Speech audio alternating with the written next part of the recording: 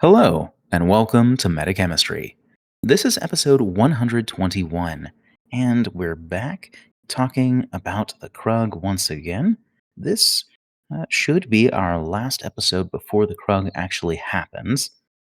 And so, this is typically the time where we do one of our tournament debrief episodes where we kind of talk about our preparations for the event and kind of go through our mental process of getting ready for a tournament that we're attending, talk about the lineup, talk about what we're bringing, and if we're feeling particularly brave, we'll make some predictions about how we place. And for tonight's episode, it is Ian and myself. And before we get into the topic of the Krug, we'd like to thank Mo Games, the sponsor of Metachemistry, which you can find at mo-games.com for all your Infinity needs. And as part of their sponsorship, our patrons of any paid level will get a 10% discount code to that store. And whether you're a patron or not, if you're a member of our Discord, you can select the Mo Giveaways role. And as long as you have a United States address to ship to, you get a $40 coupon code each month that we raffle off. So to enter that, you just join our Discord. You go to our server roles and click on the Mo Giveaways button. But just, again, make sure that you have a United States address for Mo to ship to so you can get all of your sweet new minis. Because what's better than games? Mo Games. So, Ian, kind of elephant in the room in regards to prepping for this major tournament. You won't be playing. Yeah, I ain't doing nothing. I'm helping other people prep. There we go. Yeah, by going to the tournaments and kicking their teeth in. There we go. Are you talking about local tournaments? Yeah, we had a local, not this weekend, but the prior weekend, and I came in third place. Nice. So 1 loss, 2 wins. It was actually kind of funny as we were going over the scoring afterwards, and Zoka took second. And if I had gotten a single more objective point in my first game, I would have gotten an extra tournament point for a close loss, and which would have tied Azoka and I for tournament points. But I had more objective points than him overall, so it would have swapped our positions. Which I love. This game gets like so tight in the rankings on stuff. Just very amusing to me. For sure. Yeah, and so it sounds like the Shin and Butai were treating you well. Yep. That's fun. And you will be helping the staff at the Krug this year, being one of the TOs. So that's exciting. Indeed.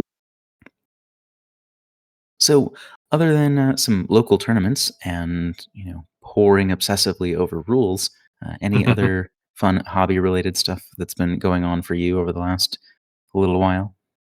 Oh, let's see. We started up some of the Gundam card game. I might have mentioned on the last episode.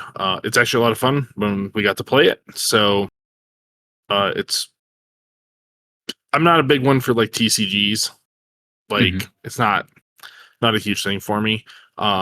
But mechanically, this one is kind of fun. That said, I wish a horrible plague-ridden death upon all of the scalpers, especially the shops that mark up their product above MSRP on release, because it's been making it extremely difficult for anybody to be able to get anything when all of the product for this release has been getting marked up somewhere between 2 and 4 times MSRP. Oof. Yeah, that's pretty brutal. And the thing is like, I understand there's a market. I understand that. And that you can't always stop the scalpers, but when the shops that are selling it are also engaging in the behavior, it just makes it worse for everyone. Yeah. And it seems to affect a lot of games, unfortunately. Yes. New release time, that happens. My wife does she doesn't play Pokemon, but she does collect the cards here and there. And like, it's been frustrating for her to be able to get any of the cards because it's kind of the same thing going on. So, my personal opinion on it is that because a lot of the companies that make these games do have things like they don't sell you product if you mark it up above MSRP, but they don't have an Mhm. accounting for that. And so I'm sitting there, I'm like, no, no, no. This is how you do this. You have an accounting. You go, okay, every 3 months, we you have to show us your books for this. And this is not uncommon in a lot of industries. If you have like a contract for purchase of things, you have to show your accounting to them to show that you're not doing these things and selling their product above MSRP. Uh, Sure. so that helps maintain the price point. But then what's to stop all of the scalpers from being able to just buy everything and then sell it because they're creating an artificial scarcity in order Mhm. to drive up the price and profit. Well, this is controversial and it does suck a lot, but I am in support of putting purchase limits on stuff of like, yeah, no, you get one or two of something, period. Like like that box of cards or whatever you get one or maybe two. That's what you're limited to. Uh, and this isn't a full time thing. This is like it's a limited thing. Once the next like expansion, the next set, whatever releases, that goes under the exclusivity, and the prior set can then go to market whatever. Mhm. So it keeps it so that people can actually get the product. People, because there is nothing that to me is more tragic and kind of scummy with the stuff with the scalpers in particular than when it's keeping it out of the hands of the people that actually want to play the game. And especially when it comes to Sure. something like, say, Pokemon cards, where a large part of like the audience is kids that enjoy the video games, enjoy the shows, things like that, that want to play, and they can't even get cards to play because people are scalping them. And it's Sure. just like, come on, guys. Like let everybody have a Yeah. chance. Yeah. It's a hard problem to Yeah. address because End stage even with capitalism sucks. there is that. But yeah, I mean, even with purchasing limits, Yeah. a big problem is like automated shoppers and bot accounts and things like Oh, that too. So it's absolutely. Absolutely. So there's never a perfect system on it, but yeah. every little thing, even if it's just in degrees, kind of Mhm. helps. But just the free for all on a lot of this stuff is immensely frustrating for the people that actually just want to enjoy the product. And now they have to pay multitudes more because somebody else is creating a false scarcity. Sure. Yeah. Well, for me, I've been mostly doing more community outreach, I suppose. I've been doing more demo games. We've had more new players stopping by. And so that's been a lot of fun. It's great to see new faces in the community. And I've been able to get a couple more tests in with my OSS and at least one list. My other list is not tested. And I don't know if I will have a chance to. But yeah, I mean, otherwise, it's been fun. Yeah, a couple Thursdays coming up. Well, I'm going to lose one because I will be at Gen Con next week as of this Oh recording. yeah. Yeah, so that'll be fun. So I plan to pick up the Song of the Dormant while I'm there. So I'll come back with Warcrow for us to play. So that'll be fun. Yay. So yeah, so I'm excited for that. And yeah, and we will talk about my list a little bit. We'll kind of go over some of that if we have time and some of the process there. But considering we want to talk about prep for the Krug, and only one of us is actually participating in the tournament itself.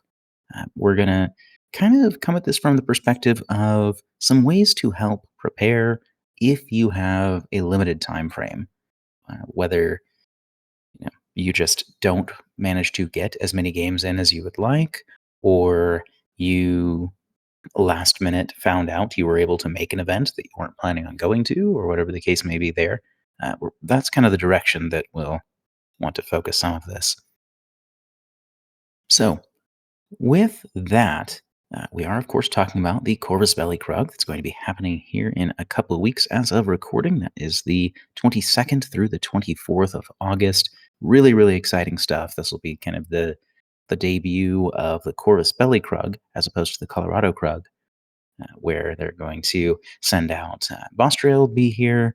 We'll do a studio update seminar and all kinds of cool stuff like that.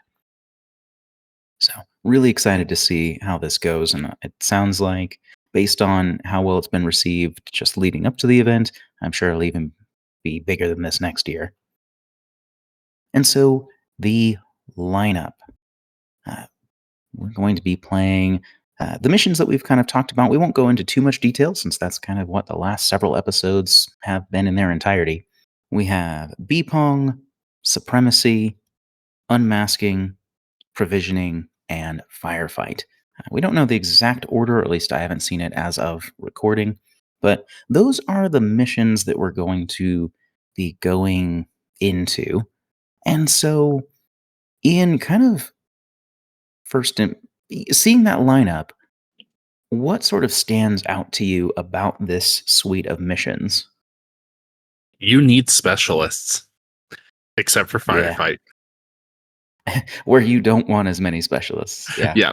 Um, but the firefight now having, was it 3 classifieds means you Hmm. still maybe need some specialists, although the breadth of classifieds that can be done by things that aren't necessarily specialists has increased a bit with the Hmm.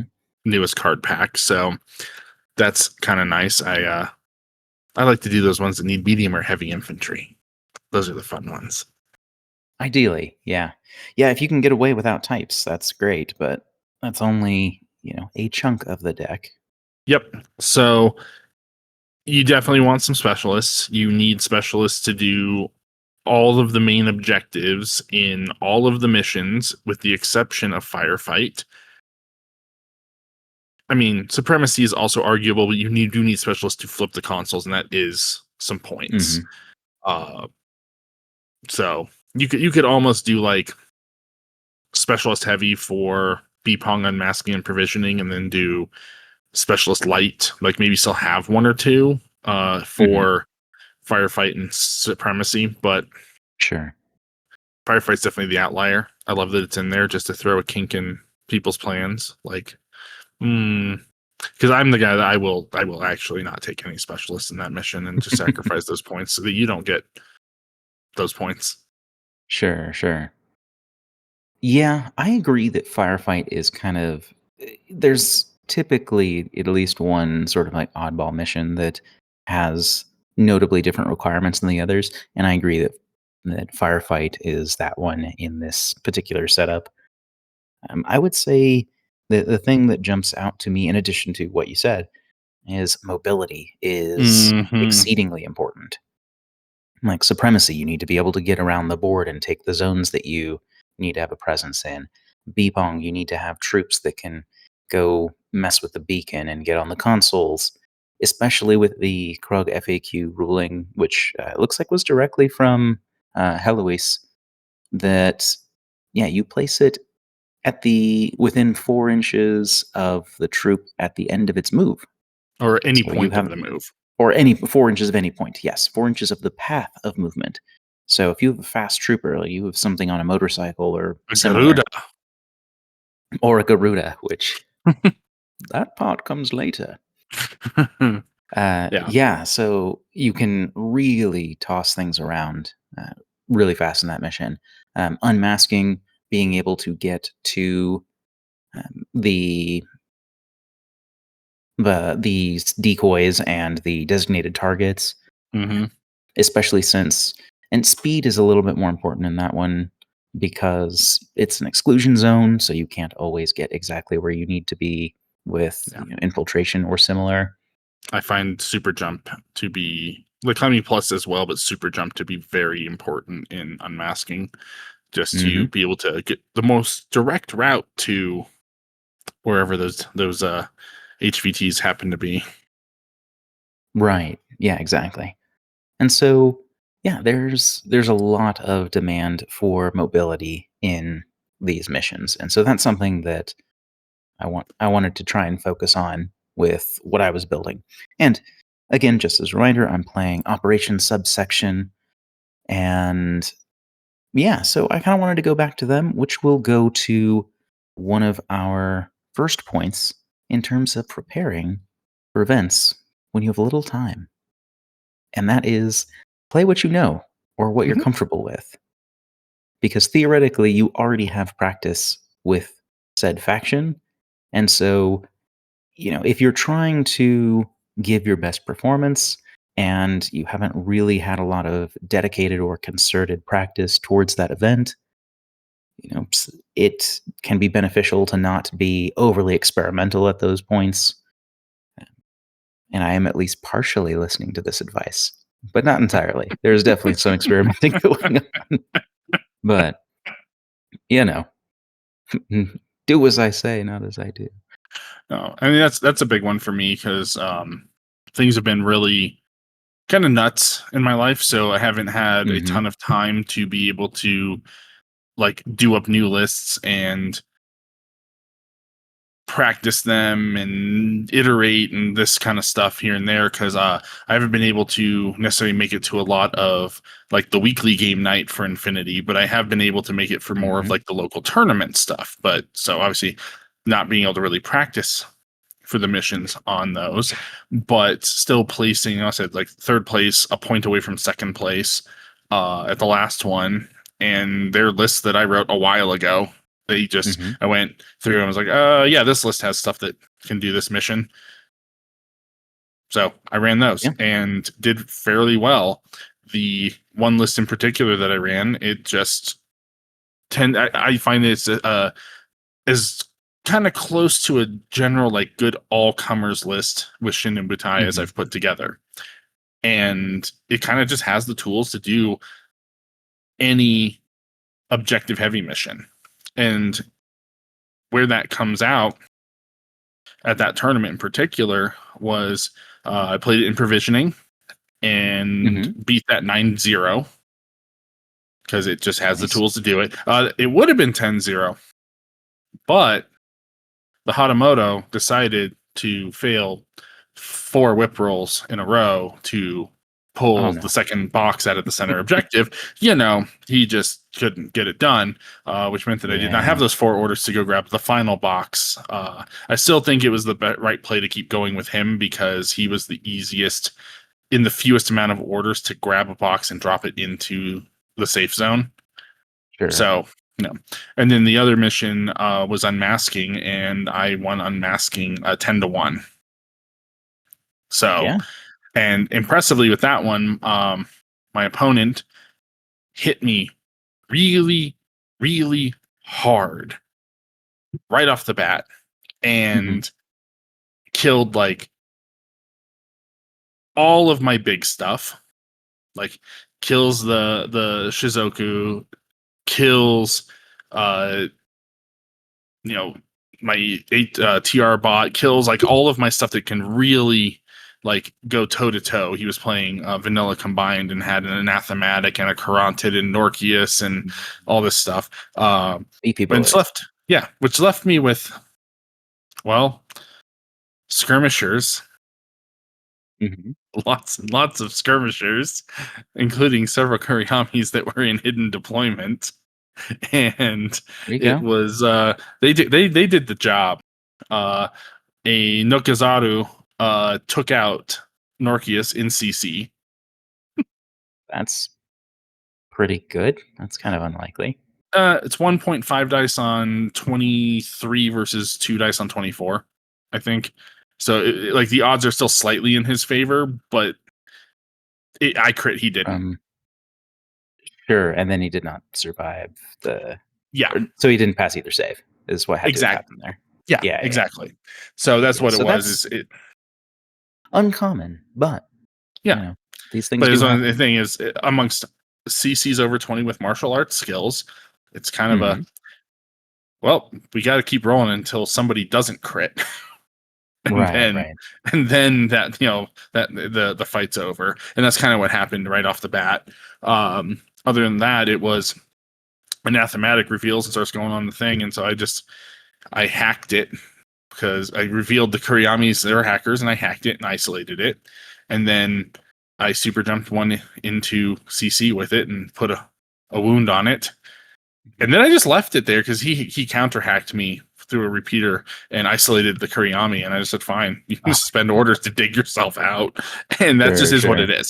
But because I had that super, because Kuriamis have the super jump, and I was able to then like use that with the second Kuriami to really get in and grab the other HVTs and knock them out. Like, let me jump over here and eat like 5 AROs, but I get the HVT Sure. kind of Yep. thing. So that's how I was able to pull the win. Like he busted me up really good. But the small stuff that was there specifically to do the mission did the mission. And it Mhm. worked well because I've played this list many times at several tournaments now, and it just kind of does the job. So I was like, yeah, I'm familiar with this list. I know the ins and outs of it. I know how to deploy and where the stuff needs to go. I'm going to take that. Sure. And very generally, I've done extremely well with that particular list, regardless of what mission I play it in, because I'm Nice. familiar with how it operates. Yeah. Yeah, and one of the things for those of you listening, if you have gone over our Winner's Circle episodes where we interview um, typically satellite event winners or other large tournaments, a thing that is kind of a common piece of wisdom is to make sure that you get practice with your list and that you're building that sort of muscle memory, and it helps speed of play. It helps you adapt to situations more readily since you have a stronger grasp of the tools available, and that can take a couple forms. Like ideally, it's the same list, but even if you are using a faction that you're comfortable with, and maybe you have something that's slightly different, but you're well versed in the faction, that can still go a long way. But ideally, you want to be practicing a list leading up to an event where possible. But again, assuming you have little time or are kind of surprised in some other way, playing a faction that you have a lot of experience in will, of course, go a long way in making sure that you're ready, or at least as ready as you can be. That's my hope. I'm just going to be as ready as I can be. So, otherwise, another thing that can be helpful outside of what you're bringing is to go over missions and or your lists with other skilled players. And that can help just kind of give you other perspectives, especially if you like to write lots of lists and you don't always notice if there are particular holes or gaps in your list where oh, wait a minute, this really doesn't have any good punch beyond 16 inches if I lose this piece. Or I don't really have a lot of great stuff. Like, I've got a lot of high quality units, but not really stuff that uh, is advanced up the board already or is particularly fast, or whatever the case may be. Just having someone who can give you a different perspective and review your list or missions, just making sure that you understand the intricacies of a given mission, that you know all of the kind of secondary special rules and things like that. And getting those other opinions can kind of help bring those to the fore, and you can kind of spotlight those and then make changes if needed. And then, of course, the biggest thing you can do is, of course, to just try and play as much as you actually can. And of course, this is the real bottleneck for most players. I feel like it's very common for even players that play in local events and maybe even travel some. A lot of players are not getting much more than a game a week in, and sometimes Mhm. less frequently. And that will depend on the strength and size of your local meta, as well as just kind of personal time frame that you have with other obligations and the like. But This is something that when we talked to Jake or Lobo on one of our recent, semi-recent episodes, is that he plays on Tabletop Simulator pretty heavily, and so he had gotten in the first. I want to say it was close to 2 months of N5. He had already played about 50 games, which is, you know, as many as most players are going to play in the year, maybe. More. Probably more, yeah. Yeah. But even, just saying that, okay, I'll get in a game a week. And even that's not always feasible. But sometimes that can be a good outlet as well. I don't like playing on TTS as much as I like playing in person, but I think Mhm. that it is a great tool when that is not available. And so you can potentially find, if you can squeeze in times outside of when other people are available to play locally, sometimes you can play online that way and you can get in games where normally you just couldn't at all. And so that can help as well. And then finally, another thing that can help is just being familiar with the rules. And, theoretically, if you are traveling for events, you probably have a pretty decent grasp of the rules overall, but that's not always the case necessarily. And so making sure that you're up to date on FAQs, especially since those things will change, making sure that you have gone over the ITS specific season rules. One thing that I am curious about, in particular with the Krug, is that this is an ITS 17 event, and we have no Aha. idea what that means in terms of the special rules that are going to be available. So, theoretically, border skirmishers, which is the ability to airborne deploy touching an exclusion zone, with some additional rules there, which we won't go over to at the moment, that may not be there, as well Mhm. as models with a journalist being specialist. Like in Firefight, for instance, that could be a pretty notable difference. Yeah. Like, oh, do I want to bring a war core at all? In, Mhm. say, if I have a separate list for Firefight? Probably not if it's a specialist. I just want it to be a disposable flash pulse. Yeah. So right now, because we don't have an answer yet Right. on what this is going to be, but it's going to be one of three things. It's going to be that we continue using the 16 ITS 16 special rules of border skirmishers and all that, or we get a preview packet kind of last minute to say, hey, this is kind of some of what's going to be in ITS 17. Because normally the next season document would be published in, I believe, September.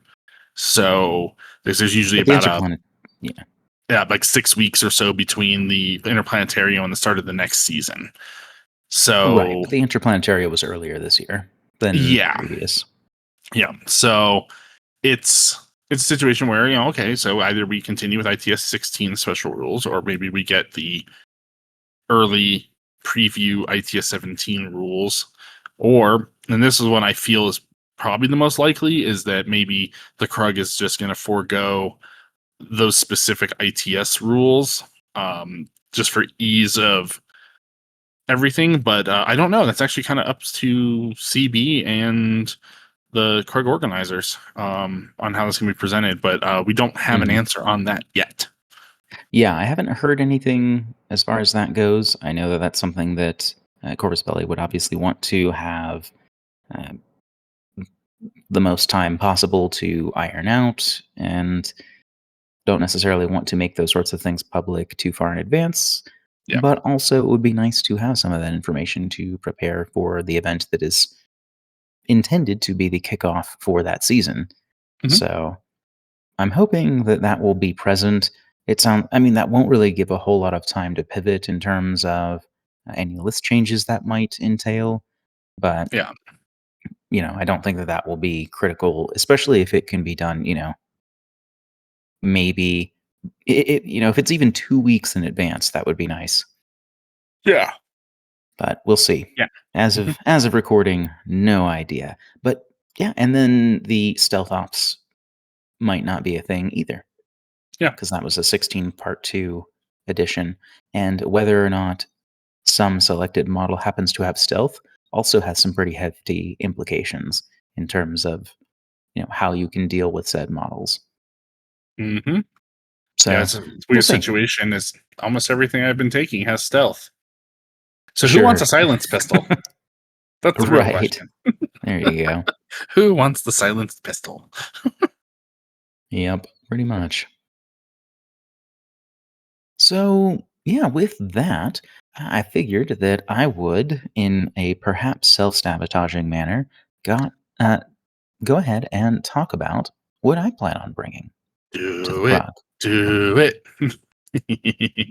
Give them all So, your secrets. yeah, this will be all the secrets. Um, so, I was going to say, if you're playing me at the Krug, don't listen to this episode, but that doesn't help because we won't know ahead of time. If any of you are playing at the Krug, please turn off the episode now. um, No, so just yeah, so just understand that you have all the information and force Devin to really work hard to still beat you. there we go. He's playing hard mode this So tournament. yeah. All cards on the table, especially since there's so much hidden information in the list. Yeah. So the first list, and this is the one that I've gotten a handful of games in, probably, I don't know, 5 to 7 games in, which is a record for me, I think. I don't tend Yeah. to play the Yeah. same thing very often. That is a personal weakness of mine where I tend to flit around both in terms of the lists that I'm playing as well as the factions that I'm playing. And so I don't tend to get very good concerted practice. So, grain of salt there. But I'm going to be playing OSS, and so I did manage to get a 15 trooper count in this list with a 10-5 split. And the first group is going to be a pair of flashbots, then a Spitfire Garuda, the OSS drop troop, a combi rifle forward observer Garuda, a Shukra consultant, and then a fire team that is a core of a Denabus hacking device plus, a Deva killer hacker, a Takini heavy machine gun, and then a Zayan Thunderbolt, which is the TR bot, and a Warcore 360 visor. And then the second group, I finished maximizing my AVA on Garudas with the boarding shotgun, Chain Colt, an Evo hacker, and I have Hawkwood with the K1 sniper rifle, and a shotgun riot stopper bounty hunter as a duo, and then a post-human suite with a Mark 1 engineer with Udbot, a Mark 2 boarding shotgun hacker, and a Mark 5 forward observer extra burst SMG. And EM grenades, which does come up sometimes. I'm so proud of you for using mercenary troops. I specifically got models that are more cohesive with my theme. And that's fair. So, I mean, Hawkwood has some kind of a lift design language in his armor, at least, which kind of makes it slightly more palatable. But thank big shout out to Kristen over on the East Coast who sold me some Kaplans, so I can use them as my bounty hunters, and they look like they generally fit instead of random dude with a jacket and ball cap or whatever else. Yeah. So that these are my Black Ops contractors because I don't know. Doesn't make a lot of sense having bounty hunters, but here we are. But I'm still proud of you for using mercenaries. Well, thank you. That is a consolation indeed. So with this list, I feel like this list can kind of take on most of the lineup pretty well. Mhm. The only one that worries me is Firefight because there are quite a few specialists. Yeah, there's a lot. There are 7 specialists, 8 if the War Corps remains a specialist. So Yeah. almost, about half the They list, kill either anything and they're side, getting those points. pretty much. The things that I like about this list is, Mhm. as I said before, mobility is one of the big things, and Garuda are made of lightning. These things are so fast. They have a 10-inch jet propulsion super jump with their base 8-2 move, and the Spitfire is a great assault platform. They can come in um, and can start sweeping stuff that, especially if you're picking on, I mean, ideally, with that kind of maneuverability, you can get things out of cover, and that will obviously help the lethality of their shots. And that's not terribly hard to do in my experience because they can just go places you would not expect. Yeah. But the boarding check and chain colt, that's really the one for me if you're trying to sweep Hmm. zones. Just Yeah, yeah, forcing that choice. Do I shoot? Do I dodge? It's so good. And I yeah. would be concerned with having 3 AD troops not contributing orders, but like honestly, the rest of your stuff is fine. And if you're really concerned about it and need orders, you just start with some of them on the board contributing because they're fast enough to get where you need them to go regardless.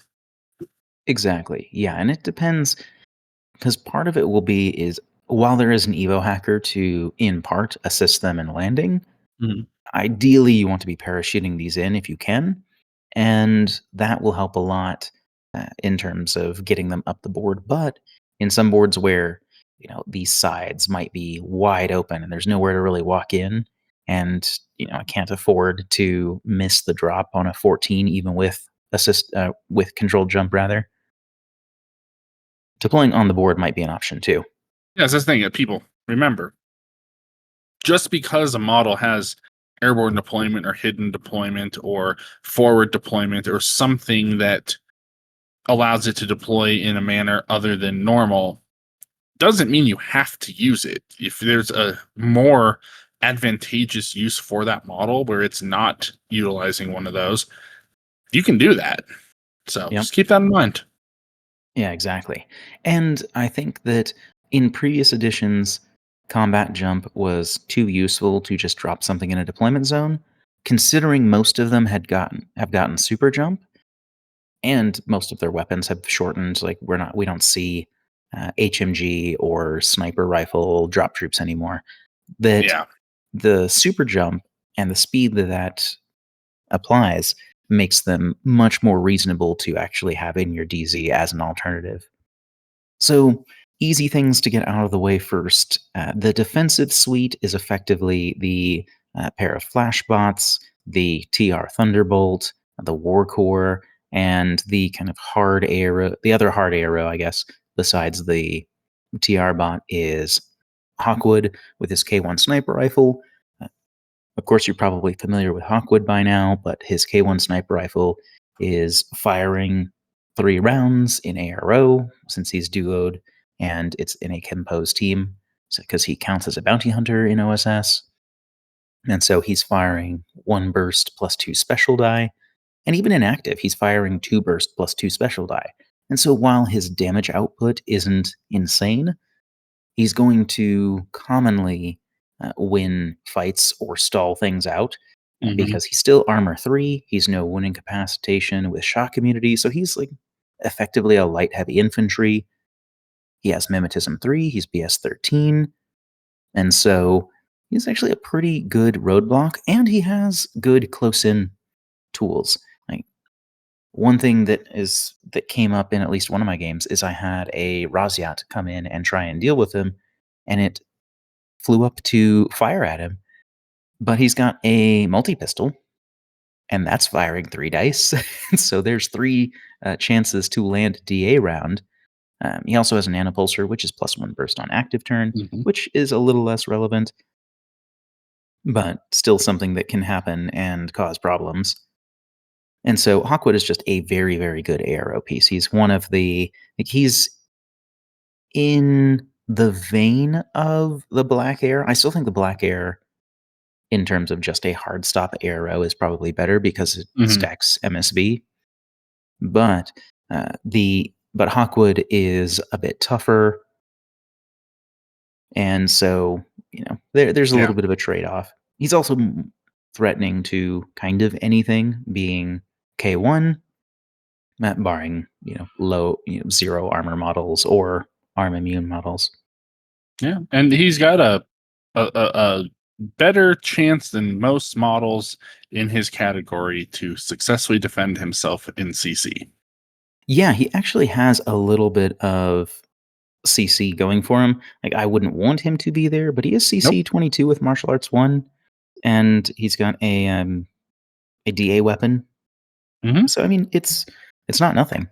Like, it's Yeah. something that you're not just going to throw something basic to tie him up, probably, because he has got a decent chance of fighting them back. Yeah. But ideally, it doesn't come to that. But he can hold his own.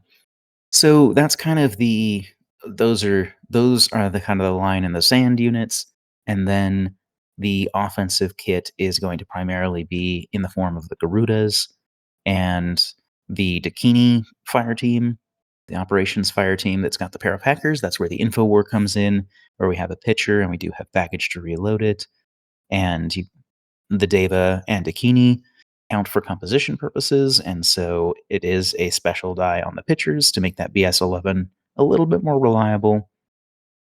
And then we also have the Mark II hacker to kind of add to that. So there's a hacking device plus a hacking device and a killer hacking device, which I think is a pretty reasonable level of info war to have available. And then the posthumans, their jobs are to keep everyone running with the engineer. And then the Mark II and Mark V are kind of the advanced elements to get objectives. And it doesn't suffer too terribly much from having orders off the board. The Shukra consultant has Strategos, and so the lieutenant order is regular, also brings counterintelligence, so stripping orders is less effective. And so that kind of eases the blow a little bit. Hmm. And so things that I like are particularly like the Garuda Spitfire and the boarding shotgun are meant to be kind of assault pieces, and the Forward Observer is a real quick objective grabber, which is also really nice in provisioning, for instance, Hmm. because a walking in, it can get to a side objective with a jump move in one order, and then second skill or second on a second order, it can fly 10 inches away and be rolling 2 dice on 16s to grab one of the supply boxes. Also, like we mentioned earlier, in Bpong, it's one of those pieces that you can fly. You can be starting touching the beacon, fly 10 inches forward, throw the beacon 4 inches ahead of you, and there we go. You're 15 inches away from where the beacon started Yeah. because you count your base width. Yeah, Hmm. And then the probot's useful in addition in supremacy because it has baggage. That's 34 sure. points in its own, and as Yeah, well as it's a specialist itself to flip a console if you need it. Probably the one that's yeah. closer to you, but you know. Oh, right. Not a first choice, but yeah, I feel like, with supremacy and unmasking having a hacker specialist bonus, there Mhm. are technically 4 hackers in the list. 2 are in the same fire team, and 1 is a baggage bot that I don't necessarily want to run forward, but it is theoretically an option. The Mark V is also a forward observer, which helps in provisioning and is just generally, it's a whip 15 specialist. Even if it doesn't have a bonus, it's got a reasonable chance to flip a button. So I feel like this has some teeth going into essentially any of the missions except firefight. Yeah. And even then, it's hilarious to have three drop troops in firefight. Mhm. um, but it is problematic again because of the very high specialist count. Yeah, like you said, if So they kill anything essentially, and they're getting very much probably getting the points for killing more specialists. right, and so that's where I come to my second list, and this is kind of the I had been debating for a while if I'm going to use this list slot, as it were, to tailor towards firefight, or if I want to go for make like an open table list Mhm. because you just don't know what you're going to run into, and sometimes you just need something that has some reach. And so this one I kind of tried to do a little bit of both. Mhm. And so this other list is also a 10-5 split, starting off with a 4-member core. It's an operations core with 2 Dakini, a base combi rifle, and a multi sniper rifle. The multi sniper rifle over the HMG because of trying to deal with long range bands potentially. It has a Denavas Hacker again, which, Mhm. again, because they're 2 Dakini, it's going to get that special die bonus, and a Rudra with K1 Marksman Rifle. And I've been thinking about this unit a fair bit lately, because Mhm. one, this is a good anti-armor piece, and I wanted a little bit more anti-armor in the list for reasons we'll talk about here in a moment. But the K1 Marksman Rifle, well, actually, all Rudra, it used to only be the multi-rifle, but now all Rudras have an X-Visor base. Ooh. So the negative range for a marksman rifle goes out, I believe, to 40 or 48 inches, because its good range is out to 24, and then it's -3, I believe, to I want to say that it's to 40 inches or 48 inches, maybe. It's out And to 40 inches. It's -3. So yeah, 0 out to 40. 0 out to 40. And -3 the out to 48. Rudra is a repeater, which means it's always an eligible target for assisted fire to get marksmanship.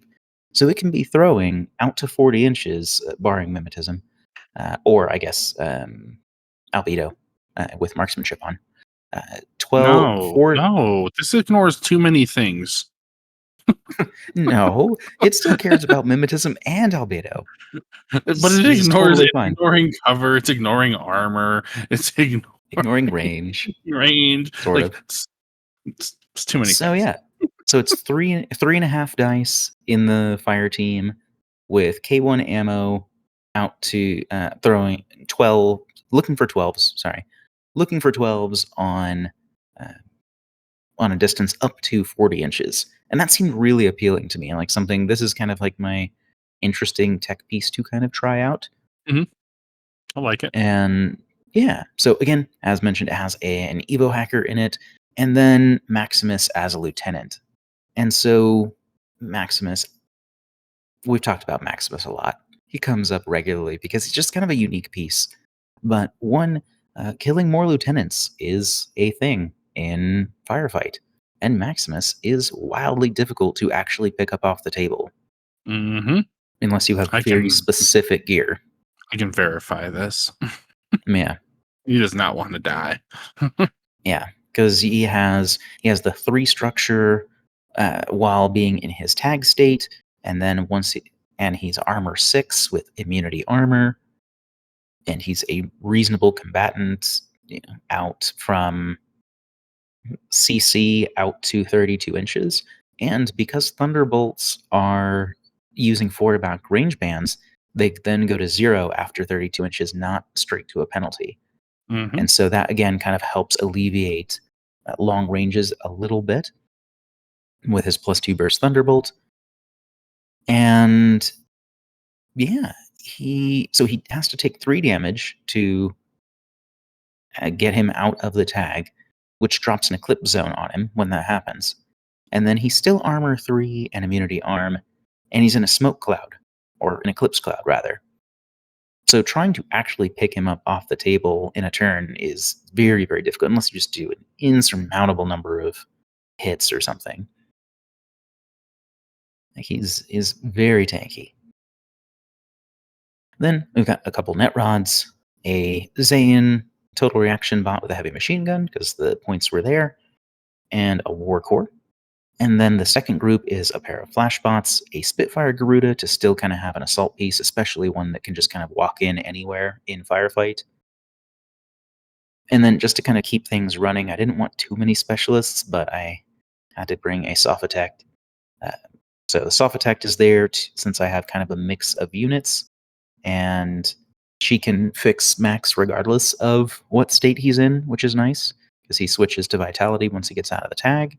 And there were a couple points left over for an armed turret. It's the combo rifle one, and so that seemed reasonable to fit in for those 3 points. I debated on having a second Udbot, Mhm. but I could go either way on that. And then a motorized bounty hunter with a boarding Hey, shotgun and more riot stopper. mercenaries. Stop talking to me. I don't want to hear it.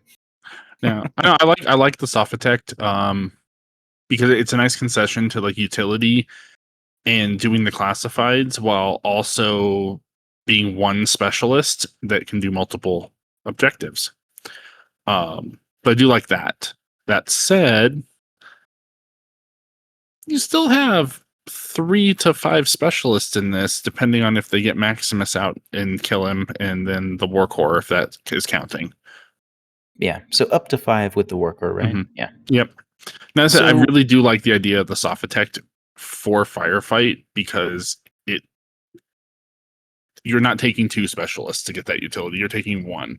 So that means they're only getting 1 specialist kill off of it, which is awesome. right. So, yeah, part of this was to reduce the specialist, and I am hoping that the workhorror doesn't count. If the workhorror does not, or does still count as a specialist, and I have time, as in before the event, uh, then I will probably swap that to. I could just the easy swap would just be to put it into another Udbot, but Mhm. taking out that and dropping the turret off of the Sophotect, which also just seemed kind of useful in Firefight just to throw it on the backboard edge or something. Mhm. But he could jiggle some points around to maybe get a bounty hunter, a motorized bounty hunter in Group 1 Mm. to replace the War Core, because that wouldn't take very many points. So Yeah. potentially there's some things to mess around with. But yeah, the Sophotect can do 10 classifieds because she's now medium infantry. Yeah. So she can do all of those, which is pretty cool. And then, of course, she's a doctor and an engineer and has D charges, et cetera, et cetera. So she's pretty competent, putting Yeah. all those degrees to use. So, yeah, with this one, again, the core is now a 4-member core. It's still only a level 2 team, but it has some armor busting punch, which I wanted because Maximus doesn't really do great against armor. He effectively has, for most purposes, he has a standard heavy machine gun in the form of the +2 burst Thunderbolt. And so there are targets where that can stick. But things that don't necessarily care about handfuls of PS5 hits, K1 becomes pretty cool. Yeah. But And the Maximus AP on the sniper, also I think. he just deals with armor and CC. That's a long way to go. He's fast. Let's go. So, yeah, basically the Maximus and the team will kind of trade out to deal with AROs Mm. and try and kind of clear a path. The second group can either run the bounty hunter to kind of clear out some things or to threaten with the riot stopper or what have you. Or if there is an opening, the Spitfire Garuda can really do a lot of damage. And so those are kind of the main attack vectors there. And ideally you know, the team can kind of settle a little before the panel, please, and kind of hold position there, and maybe have a Udbot there to help them while Maximus is on the opposite side trying to go beat stuff up with his shield. Yep. Mostly his Thunderbolt, but sometimes other The stuff. the sharp shield. It's got The AP. sharp shield. It's bladed shield. Yep. APDA. Yep. So, yeah, AP. So, yeah, it has APDA on the shield. He's actually a pretty credible threat in CC against anything that doesn't have Natural Born Warrior because he has CC attack -6. And he's CC 23, so he can throw some punches there. He is better at like tying up martial artists in my experience than actually winning very often, just because the dice advantage helps so much. But he can also walk away from most engagements and not die just because he's got armor immunity, which helps a lot because that's where a lot of the power in CC comes from is having those, you know, double action or explosive or one of Mhm. those with armor piercing or what have you. As far as actually dealing damage, he doesn't care about that stuff. So yeah, so he's a pretty tough cookie. Yeah.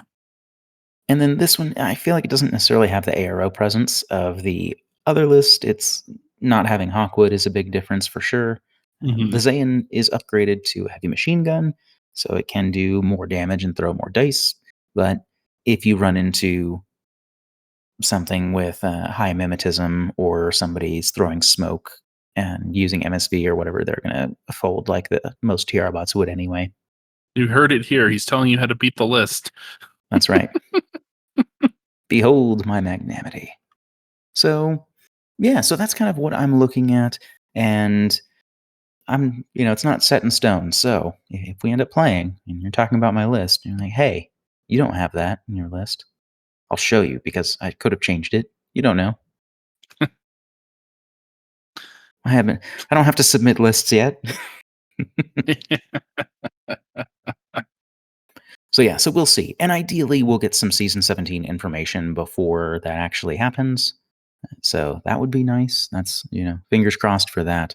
But yeah, and I think with that, we're about ready to transfer over to our final thoughts. But before we get into that, I do want to say thank you to all of our patrons who support us over at patreon.com/metachemistry. So you all help us kind of maintain with subscription costs and um, hardware replacements and special projects and things like that. So, thank you very, very much for helping alleviate the financial responsibility from the show a bit. That really helps us a lot. We don't pay ourselves directly for any of this. Everything that you contribute goes back into the show in some capacity. In fact, for those of you coming to the Krug, we are one of the sponsors of the Krug this year, and we do have some sweet patches again, just like last year. Except we have new patches with new design, and if you were on our Discord, you'd know that. So go join our Discord, and you'll get to see it.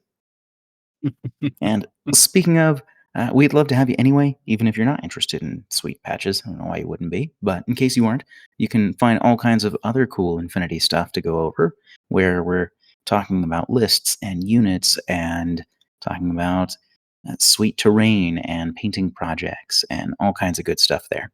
And you can say hi to us if you like. And also, if you're part of the Discord and you have a shipping address somewhere in the US where you can receive packages, like we mentioned at the top of the show, you can be entered in to win that $40 gift card raffle each month. So, with all that said, though, Ian, final thoughts on Krug prep or limited time prep or the Corvus Belli Krug in general? Like, what are you feeling? So yeah, limited time to prep. Try to go with what you know. I think that I've found the most success with that. Just if you're familiar with it, if you're comfortable with it, you're generally going to know how to use it better, regardless of the situation or the mission. It may not be ideal, but you'll still probably do all right. And then the Krug is going to be a blast of a time. I'm super excited. I'm really excited to be kind of stepping into a new role and not just competing in the event like I have in the past, and doing more on the admin side and judging and things like that. So it's it's cool. I'm really excited for it. And then we're still kind of setting some stuff up for to do some after hours Warcrow demos and stuff in the evenings. So yeah, it's going to be a big old thing. And I think that the goal is next year that maybe it's a 3 day tournament, and like day one is a short Warcrow tournament, and then days 2 and 3 are the Infinity tournament, Yeah, because that could be super cool. for sure. Yeah, looking forward to getting more Warcrow in. And speaking of, if you are interested in Warcrow content, please let us know. I know a couple of you have been talking about it since we brought this up last episode.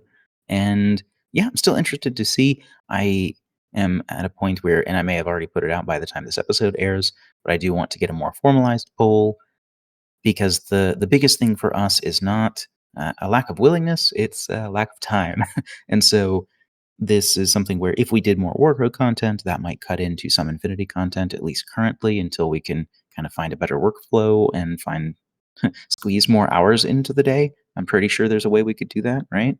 So that's something that we're looking into. I'll just go steal the Eye of Agamotto and we'll run it back. Perfect. That will help. So yeah, we're really excited for the Krug. I do not feel in any way truly prepared for the event. I'm just jazzed about being on the show.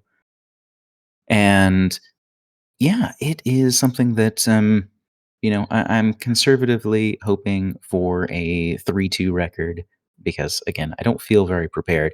And there's going to be a lot of very, very talented players at the event. Like all of the Indeed. big names are going to be here, it feels like. And so it's going to be a good time. It's always good to go to one of these events and see people that you only get to hang out with once or twice a year. And this is going to be this is probably the biggest event that I think that, in terms of player count, that I've been to. I don't think I've actually attended any event larger than this at 120 players. So that'll be pretty cool. And we're hoping to have another sit down with Bostria this year, since he will be here for the Krug. So we're gonna be keeping an eye out for him, see if we can do another interview and go from there. So yeah, lots of exciting stuff coming for Infinity. Oh yeah. So with that said, on behalf of Metachemistry, this has been Devin. And Ian, and that's the meta.